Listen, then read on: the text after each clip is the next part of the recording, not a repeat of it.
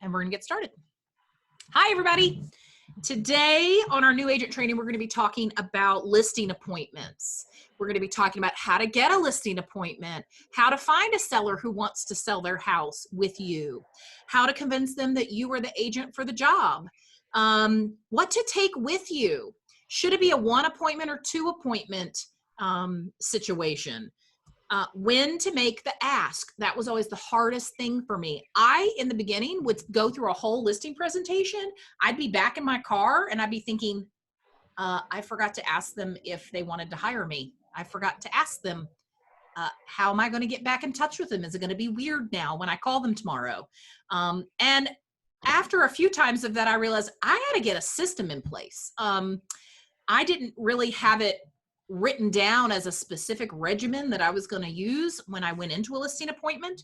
So once I got some framework put together on what that should look like and what the steps of my listing appointment should be, it went much smoother. I felt much more confident in my delivery, and I knew when I was going to ask for the business. So that didn't loom over me the entire time and create, anxiety for me the whole time. And then one day I said no to a listing. And I'm gonna tell you, I was more terrified of that than getting the listing. I was very nervous that if I said no, it was gonna get around town that I didn't want listings, or I was picky, or all sorts of things I thought about. But it was very freeing about 2 days later when I realized, oh my gosh, I really dodged a bullet there. I was gonna list that property, not be able to sell it, feel terrible, dread when I saw the seller calling me. When you have a listing that you can't sell and you are also inexperienced, it can really shake your confidence. And that is not what I needed at the beginning of my career.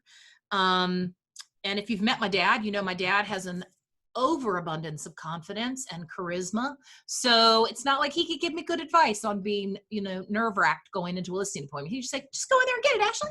Just go in there and get that listing. Exactly. It gave me flashbacks to playing childhood sports where I would get a pep talk before every game and say, Ashley, the ball is yours. You go after that ball and you don't let anybody else have it. So, that's sort of his parenting all across. So we're going to talk about how to get a listing, because you want listings.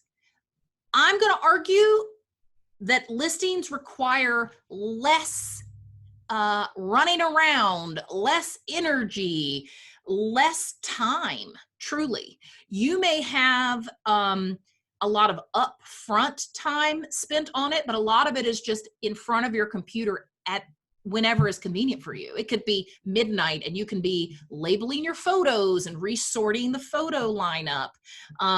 It's not 4 p.m. to 8 p.m. running around town showing buyers houses every night. Okay. So anytime you see a real top producer, they're going to have a lot of listings. Okay. Because you can do so many more of them.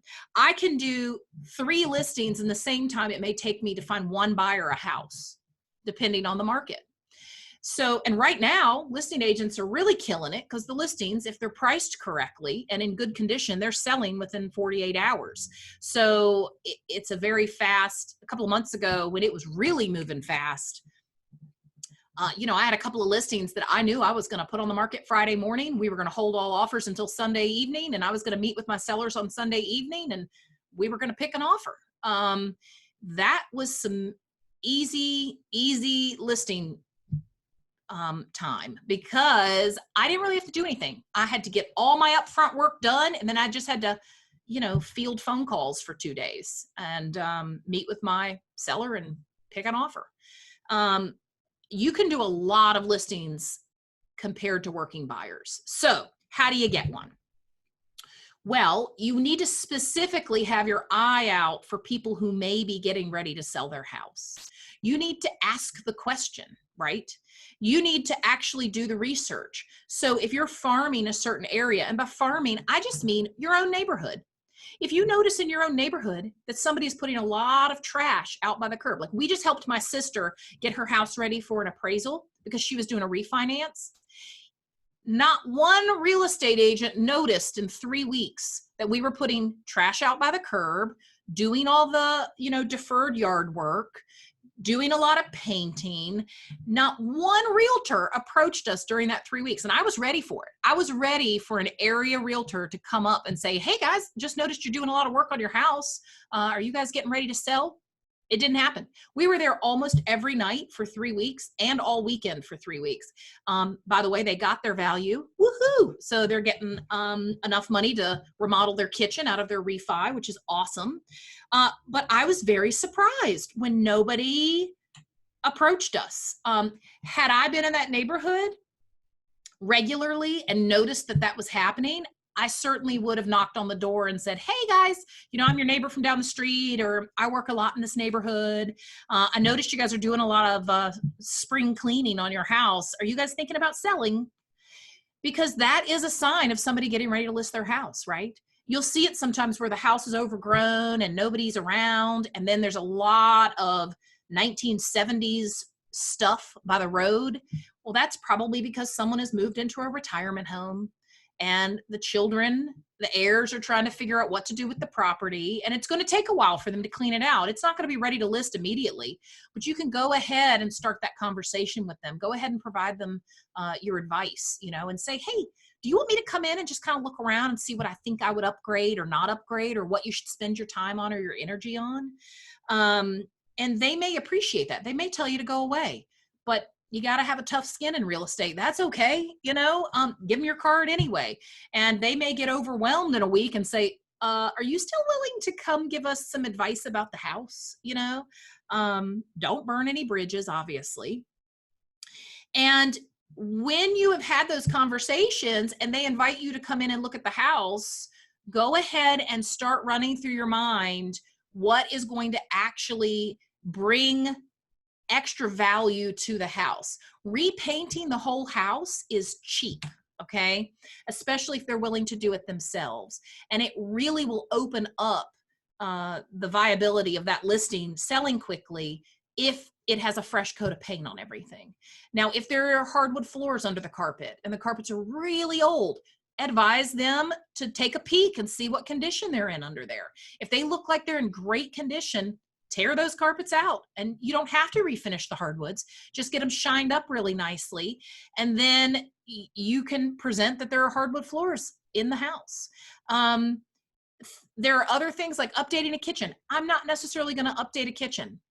I may just do some new, inexpensive, advise them to do some new, inexpensive flooring in the bathrooms, but I'm not going to have them update a kitchen. You're not going to be able to do it well enough we're not flipping this house. We're just trying to make some easy fixes that might allow this house to present better, and not even necessarily to sell for more money, but it just might mean it might sell more quickly, or it might make it available to a wider audience. So if there is not a handrail going down the back stairs, you might have them install a handrail there. That way FHA buyers can purchase the home.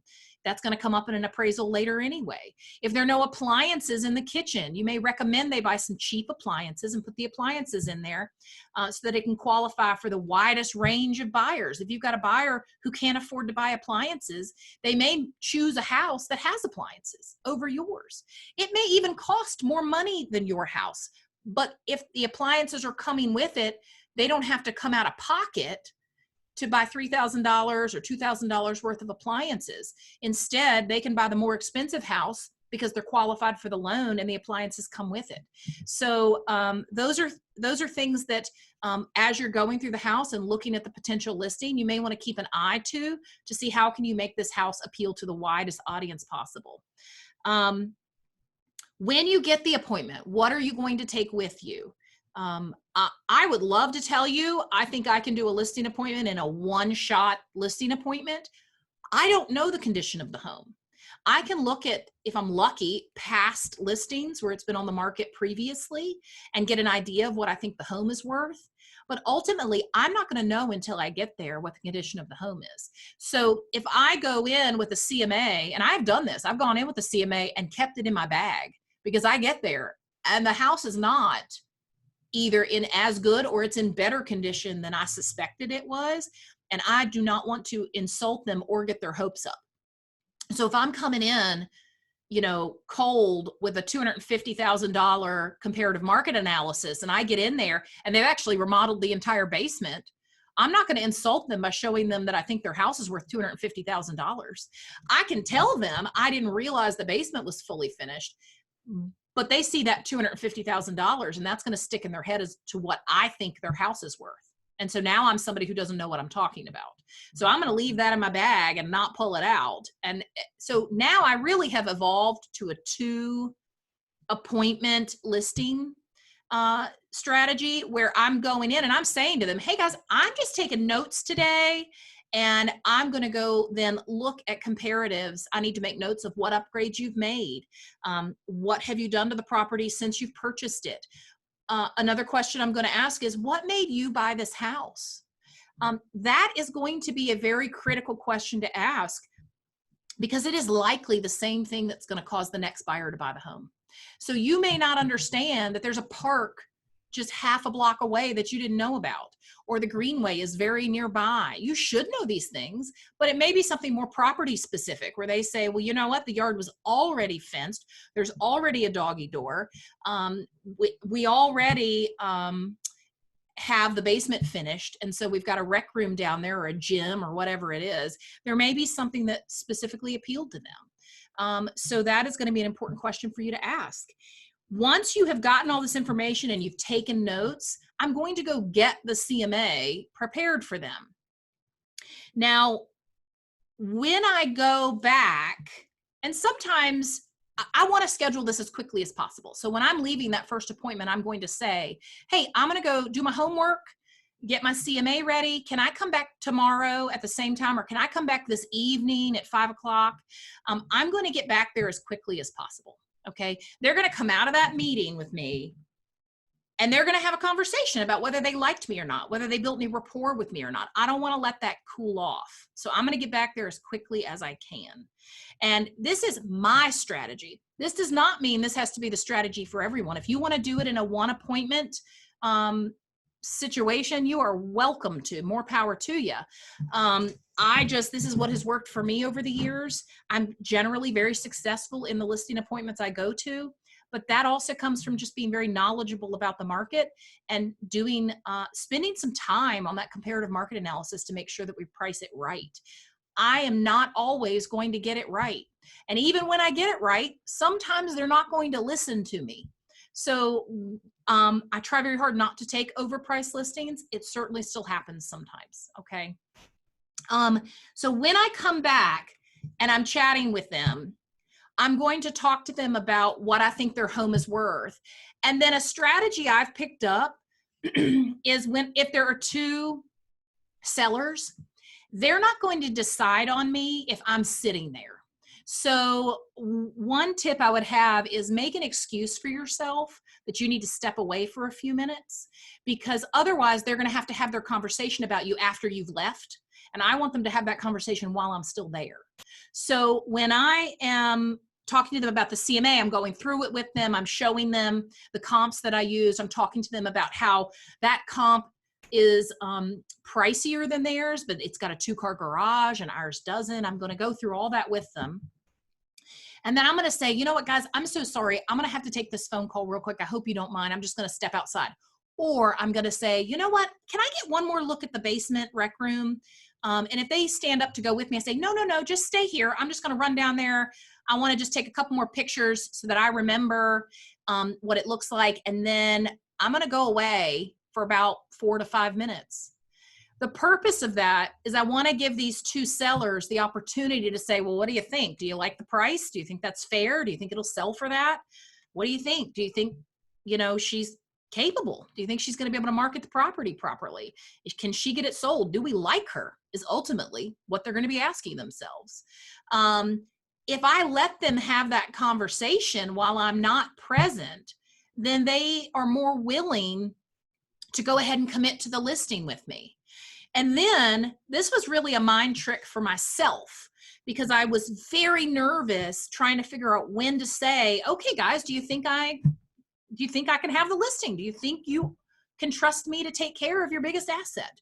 I was nervous about when to ask the question, the big question.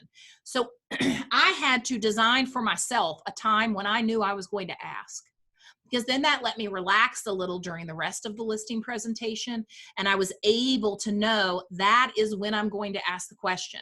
And I wasn't constantly trying to figure out a good time to fit it in, okay? So when I would come back from taking that phone call or taking pictures of the basement or whatever I've gone off to do for 3 to 5 minutes, when I come back, before I even sit back down, because that is just some subtle psychology where they're seated and you're standing, I'm going to say, okay, guys, have we made any decisions? Am I the gal? Am I going to list your house for you? You know, and that is when you're going to ask the question. Ask it directly. Ask for the job, okay? It is going to feel uncomfortable.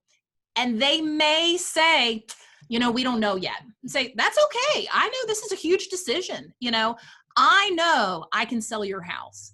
I know I'm going to work my tail off to make sure it's marketed properly. But I also understand this is a huge decision. And I understand you guys may need to think on it.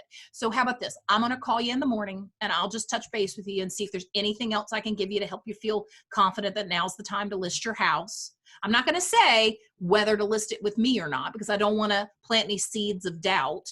I'm going to continue to act confident about it. But I'm going to set up an exact time that I'm going to get back in contact with them. That way, when I do call them in the morning at 9 a.m., like I've told them I'm going to, it's not me harassing them. It's me showing them that I'm going to make an appointment and I'm going to stick with it. That I'm going to set an expectation and I'm going to follow through on that expectation. Now I'm not bothering them when I call them at 9 a.m. I'm just following up on a promise I made to them. Do you see the difference there? And it also makes me have a moment in time that I know I have to go and handle this. And I'm going to make it early in the morning before I have a chance to let life kind of run away with me. I want to pause for a minute. Anybody have any questions so far? And again, this is entirely just my technique that I use. This is obviously not the only technique that exists. Anybody have anything to add or questions or anything? You know, I can just keep going. I think that you need a marketing plan when you go laid out so you can show them exactly what your job is. That's right. And my getaway moment is I always have a handheld tape recorder. And I'll say, why don't you guys look over my marketing plan that we just went over, and I'm just going to go through the house and I'm just going to record special things about your home. Yeah. And that way, when I do the marketing, when I go to market your home, I will have everything on tape so I don't miss any detail. And that takes about 5 minutes. Perfect. At least they know you're interested enough to go and record special things about the home. Absolutely. That's what I do. Absolutely. So let me chime in. I take the Mls Input Sheet with me, and it's basically just a reminder for myself. And I take my notes on that sheet so that when we're walking through the house and they're showing me the property, I'm making notes of what the windows are, what the heat is, things that you don't have to ask later. Mm-hmm. So is the hot water heater gas or electric, that type of thing? Right. It's not necessarily. I just use it as a reminder because you get there and sometimes you forget. Yeah, that's right. Okay, so what are you going to put on your marketing plan? So I'm going to share my screen for a moment and just give you an example of what my listing presentation looks like.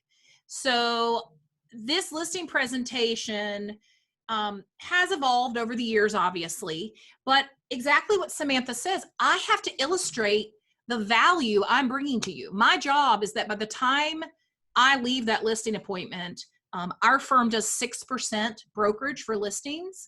That's half of that is being shared with a buyer's agent.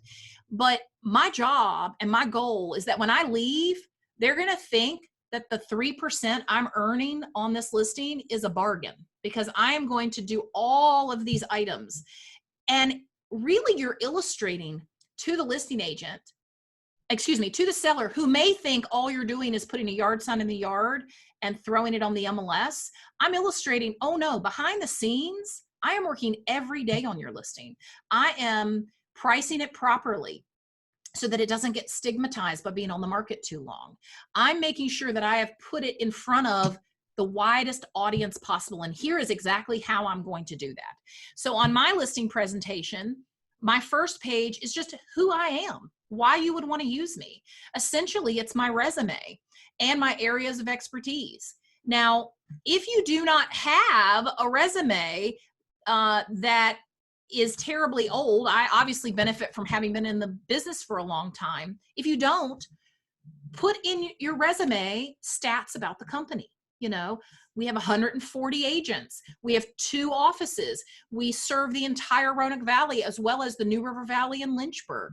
There are lots of company resume items that may fill out your resume and make it look well-rounded, and you don't necessarily have to draw attention to the fact that you don't have a lot of experience yet in real estate, okay? The next page I have is Cornerstones of Successfully Marketed Homes. This is just a general outline of what I think is important to market your home. This is where I'm going to indicate that I'm going to actually be spending money on their listing long before the property ever goes on the market. So I'm going to be paying for professionally shot photos, perhaps drone photos, social media posts that are ready to roll out and go out that are all paid for by me. And I'm going to say to them, listen, you have absolutely no marketing expense. I'm going to handle all of that myself. I'm going to pay for all of these marketing areas that I feel are important to get your house sold. Jennifer, would you check the chat window for me? Thank you. And then I'm going to go down through here and discuss marketing day 1, marketing day 3 through 5, marketing day 7. I'm going to have an actual plan. That's as much for me as it is for the sellers. I need to remember, great, my listing went live. Now I do exactly what I do every single time. And I roll out this marketing plan and I stick with the plan. And then I have the 30-day marketing plan. This is just something I've developed over the years to explain to them what the first 30 days of their listing is going to look like. Now, right now, when I'm doing listing presentations, I'm telling them, hey, we're not even going to get into 30 days, you know? However, I'm going to go through it and explain it to them anyway, because this market is going to soften and we are going to see listings lasting more than 48 hours. It will happen eventually. So I've got this in place, and this is just what is standard in my listing presentation. Then I have a page on recommendations. And so these are my testimonials from past clients, and I'm going to upgrade this every so often and update it every so often with new recommendations and testimonials. So these are all 2019.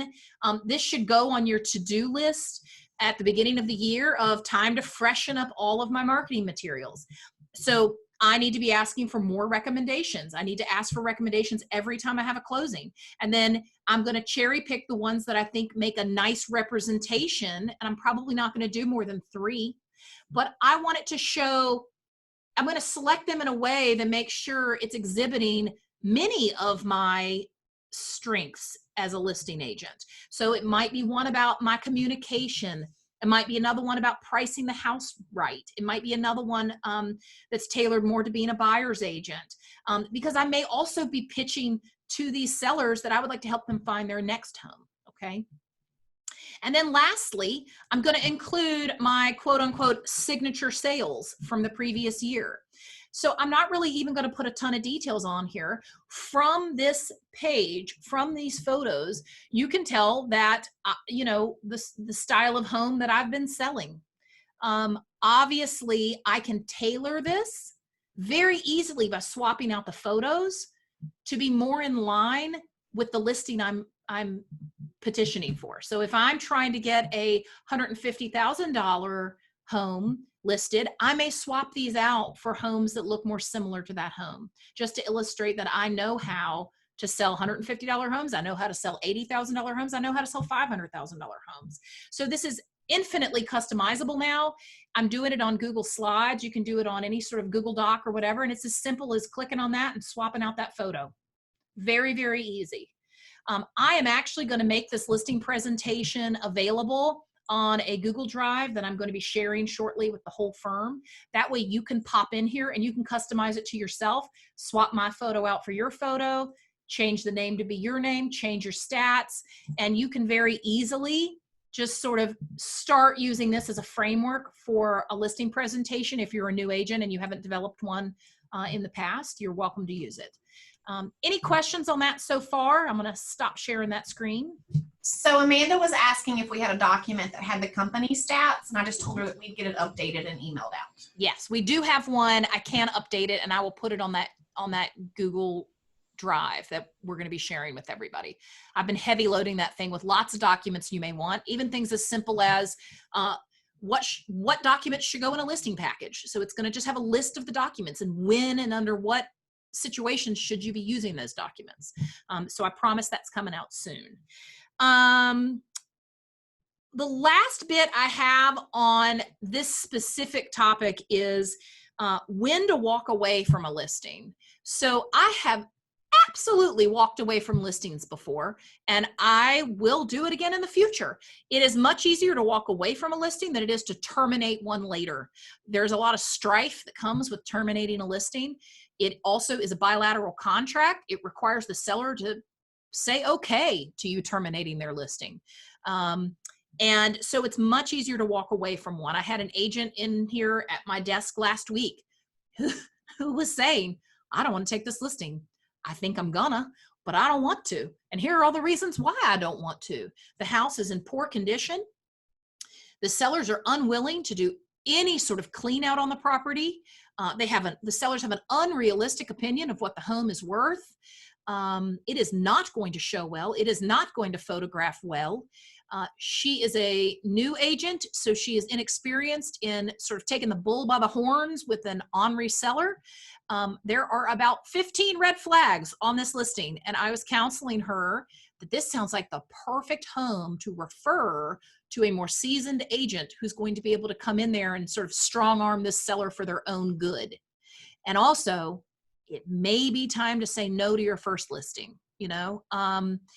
She's probably going to take it anyway, because unfortunately, like happens sometimes, this is a friend of someone who works with her mother. So it sometimes, you know, I just took one recently because it was a neighbor and I wanted to preserve that friendship, and they didn't listen to me. They didn't listen to me a single time about a single thing I recommended for their house. So it did not sell, and the listing, well, it did sell, excuse me, it did sell, but it ended up getting terminated because the appraisal came in low. And then I was, you know, I gladly said, guys, I get it. I know that I've worked hard on this listing, but I also understand that you may need to pursue other avenues, and that will not hurt our friendship, and that will not hurt my feelings. It is all business. I'm sorry that this appraisal came in low and this has fallen through, but I fully understand if you would like to be released from this listing and pursue other listing agents who may market it differently than I did. And that was my friendly way of saying, I'm going to bow out now if you will let me, because it is overpriced and I don't think I can get it sold again. So you do need to know when it's time to walk away. I understand the yard sign in the front yard is important for your branding. Doesn't look so great in this market if it's been sitting in front of that house for 9 months, you know. That doesn't necessarily convey the message I think you're hoping it will if it's just sitting there forever. And that house was one for me.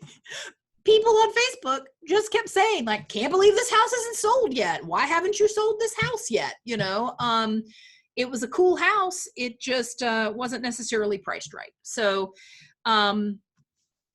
if you have sellers who are unwilling to listen to you, that may become an issue. If they're unwilling to do what it's going to take to get the house sold, it's going to make your job very difficult. It's nerve-wracking, but it is very freeing to say no thank you to a listing. You can always refer it to another agent and ask for a referral fee, right? It's very easy to go on MLS and do a search just for company listings and take a look and see who's got the most listings in that area. Call that Wainwright agent and refer it out to them, okay? Who has questions at this point? I'll lean on some of the more seasoned agents if they would care to share some of their techniques when they're listing a home. Jennifer, you just listed a home that you weren't super comfortable with the price, but were pleasantly surprised. Would anybody want to share? My house, I took the listing with the expectation that if in 2 weeks we did not have it under contract, or not good activity on it, that they would be willing to reduce the price to where I thought it needed to be, which was fine and dandy. We had great showings, but honestly, it's not a $204,000 house. But because of where it's located, there's just not anything that is $204,000. So that's why they were kind of set on that price. They were wanting to take advantage of the market, is what I'll say. We do have an offer that we are negotiating now that hopefully I'll get signed today on it. But, you know, these sellers, when going into it, they were on board with my suggestions. They knew that the kitchen was outdated. They knew the appliances were old, but they were done. They had built their home. They had went over budget. They just didn't really want to spend any more money on this house. And it's a great house. It really is. But it's a $190,000 house, in my opinion. But as we got to negotiating,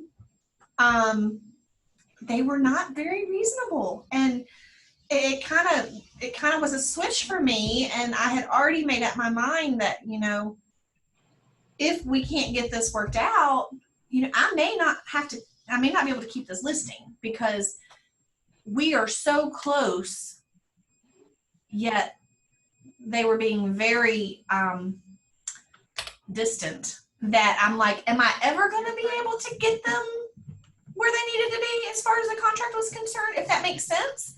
So honestly, you know, if we didn't get this worked out, I was really questioning whether or not I was going to continue the listing, because I felt like I was scared we were going to be at a stalemate, basically, and that they were going to expect to get this full price and they were just not going to get it, and it was just going to sit there. Right. But hopefully it'll be signed today and we will move forward.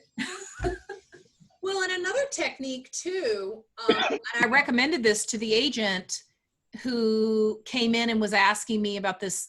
She came in and asked me about this listing because she too saw many, many red flags on this listing.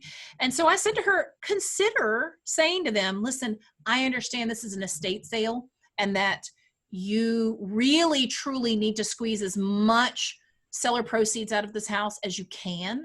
So because I have your best interest at heart, I know this sounds crazy, but I'm going to recommend you do a for sale by owner first. Mm-hmm. Why don't you do a for sale by owner for 30 days? In this market, it might sell at that price.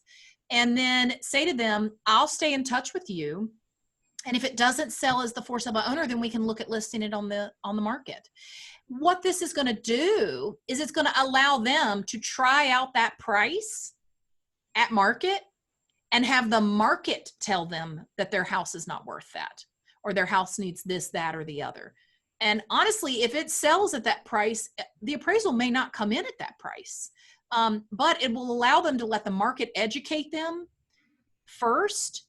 And then when they come back to you, they might be a little more reasonable about looking at a price reduction. Now, you'll also hear me teach you that on an overpriced listing, don't be the first agent, be the second agent, okay? Because we always see those that languished on the market. And my most recent one was one of those. We had it listed for $270,000. We eventually got it down to like $249,000. We did not continue forward with a listing with me. They got a new listing agent. They put in central air and listed it down at $229,000. So the second agent obviously was getting to benefit from a way more in-line pricing, as well as central air. So in that case, I would have much preferred to have been the second agent, where the market and that poor first listing agent had been able to educate these sellers, and they had figured out that they were not going to sell it for $270,000 with no air conditioning. So please try to be the second agent rather than the first agent. That's hard to do unless you're watching expireds and you're running CMAs on those expireds and trying to see if it potentially was one that was overpriced. That is a certain style of listing that some agents go after. It can be a very successful and lucrative style of listings for a listing agent, but it does take a certain amount of practice and learning how to look at those expireds and determine which one would be a good one to take or not. Any other questions? Anybody have anything else to add about that? I appreciate all of y'all participating in the conversation. So the last bit I have for today is my Get Business Quick idea. And I'm going to lean on Jennifer to tell this story about an agent from years ago, but it's just handing out business cards. Like, I get out of the habit. Quite frankly, I know I've gone a week now with no business cards in my car. And I've been reminding myself to put some more in my car, and I just keep forgetting. So if you're not handing out business cards, please, renew that practice and get back to handing out business cards.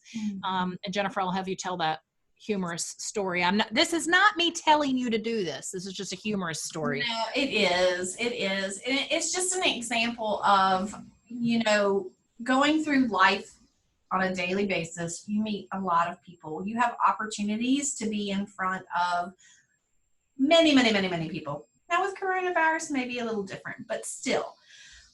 This agent was a new agent, and bless her heart, she got her business card. She ordered, 5,000. It seemed like a ton of business cards. And it did not matter where she went or who she met. She handed them a business card. At the drive-thru, at Chick-fil-A, McDonald's, Starbucks, it did not matter. If she came in contact with you, hey, I'm Tammy. Oh, I'm so-and-so, and here is my business card. So it's just a good reminder that in life, we are in front of a lot of people. I'm a junk store shopper, a yard seller, estate sales. I can't tell you how many times that I've missed out on that opportunity because I'm like, is it appropriate for me to give them my business card? I know they're having an estate sale, which means they're probably going to sell the house. Well, yeah, it's appropriate. Give them your business card. It could be $6,000 in commission. I mean, just remind yourself of that. Do the math in your head and say, listen, is my awkwardness approaching the person running this estate sale Yes. bigger than a $6,000 commission that I could potentially have in a few months? So just do the math and remind yourself, what it's worth to go hand out that business card. For this agent, that is what got her started. Yeah. That is what got her started, and she does well. She does. She does well. And I don't know if she's still handing out business cards like that, but, we're in front of a lot of people in our daily lives. And yes, having a post on Facebook or telling friends, that's great. Do that. But think about the times where you sign into Facebook and it's like, oh, they must have forgot I was a realtor because they referred a friend to somebody else or they listed with somebody else. That's a very inexpensive tool. Just start shelling it out, have that conversation, and you'd be surprised at how many people are receptive to it.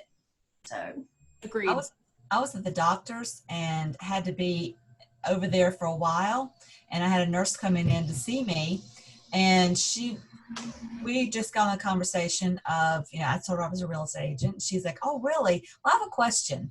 And I was like, so we just talked for a few minutes about her question. I said, well, let me give you my card. So I got her a number, gave her my card, and, that it was just sort of, the door was open, and I thought, well, it may or may not work, but I'm going to pass my card out, Absolutely. And nurses, teachers, once you get one of them, they're going to recommend you to everybody else they work with. Those are some tight working relationships, nurses and teachers. So that's a good group to get into. Yeah.